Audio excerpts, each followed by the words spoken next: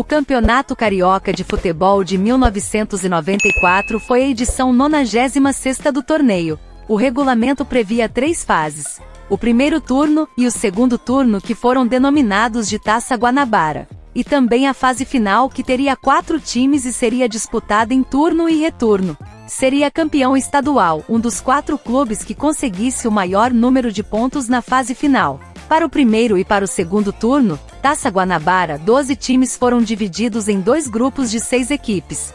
Grupos A e B. No primeiro turno, os times do grupo A e do grupo B se enfrentariam somente contra os times de dentro dos seus próprios grupos. No segundo turno, os times do grupo A e do grupo B se enfrentariam somente contra os times de fora dos seus próprios grupos, classificando-se os 2 melhores de cada grupo para decidirem o primeiro e o segundo turno, Taça Guanabara, em uma única partida.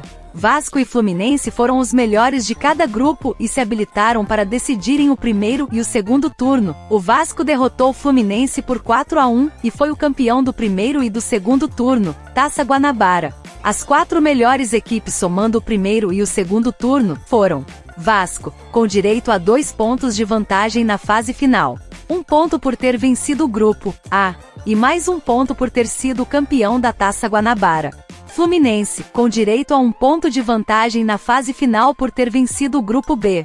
Flamengo e Botafogo. Vamos agora para a fase final. Como falamos antes, ela foi disputada em turno e retorno entre os 4 grandes times do Rio de Janeiro. Chegando na última rodada da fase final, aconteceu algo inusitado.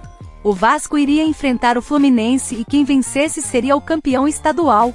Porém, se o jogo terminasse empatado, o Flamengo é que seria o campeão de 1994. Mas o Vasco derrotou o Fluminense por 2-0 com 2 gols de Jardel e se sagrou tricampeão estadual. Este foi o primeiro e único tricampeonato na história do Vasco da Gama. Este jogo foi realizado no Maracanã no dia 16 de maio. O público foi de 6.121 pessoas. A renda foi de 609.580.000 cruzeiros. O árbitro foi Léo Feldman. Assistentes: Teodoro Castro Lino, bandeira vermelha, e João José Loureiro, bandeira amarela. Time do Vasco que ganhou do Fluminense por 2-0. Defesa: Carlos Germano, Pimentel, Ricardo Rocha, Alexandre Torres e Cássio. Meio-campo: Leandro Ávila, Luizinho, William e Ian. Ataque: Jardel e Valdir. Técnico: Jair Pereira.